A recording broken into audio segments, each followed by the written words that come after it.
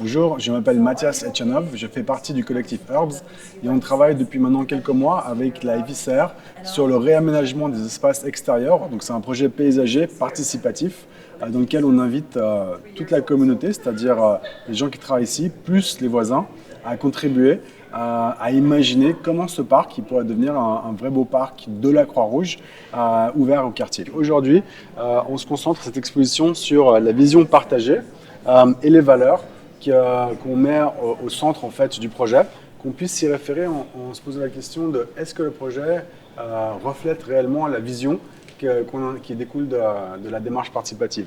Cette exposition, elle porte sur cette vision partagée et aussi sur un manifeste de valeurs qui sont proposées.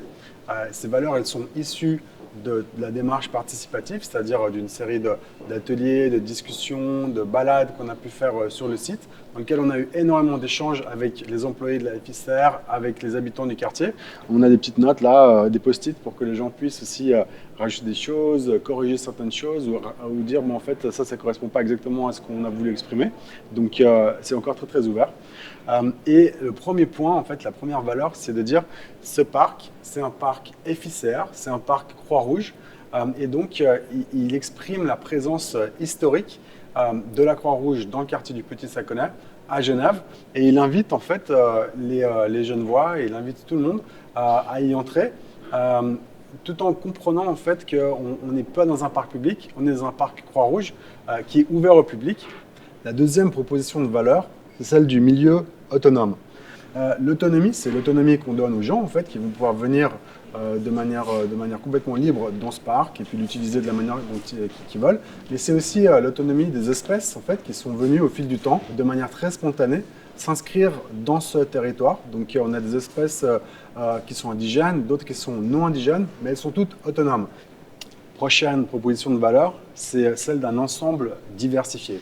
C'est l'unité dans la diversité, dans la différence. C'est vraiment ce qui est recherché ici au niveau paysager, c'est-à-dire qu'on a tout un périmètre qui est composé de parties qui sont extrêmement différentes les unes des autres.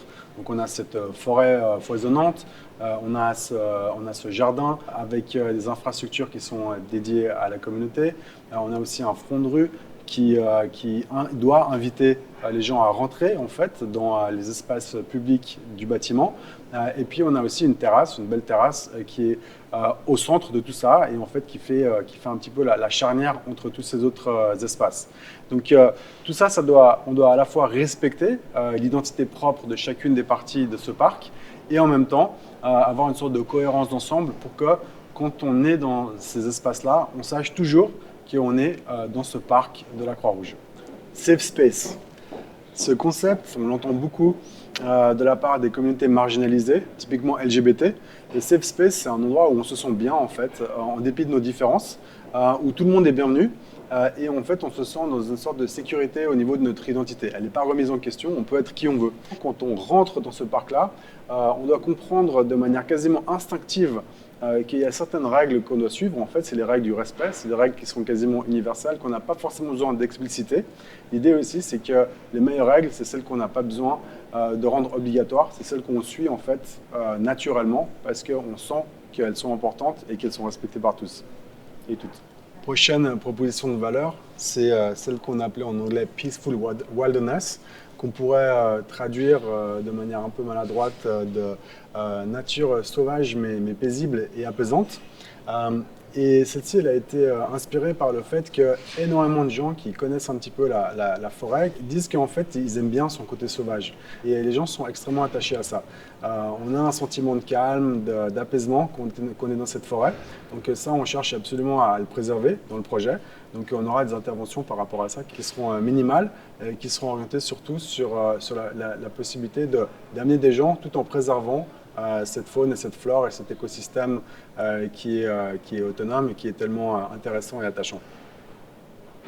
Autre proposition de valeur, c'est celle du terrain commun, du common ground. Le common ground, c'est ce qu'on partage tous. C'est quelque chose qui est partagé d'ailleurs d'abord par l'État de Genève avec la Croix-Rouge, la FICR. Et puis après, c'est quelque chose que la FICR partage avec la communauté qui environne en fait ce parc. Dernière proposition de valeur, c'est celle du fruit, non pas interdit, mais du fruit permis. Donc là, on a beaucoup discuté avec des gens qui, dans le quartier, travaillaient sur des potagers collectifs, etc. Donc l'idée, c'est qu'on puisse en fait rentrer dans ce parc, attraper une pomme ou une cerise.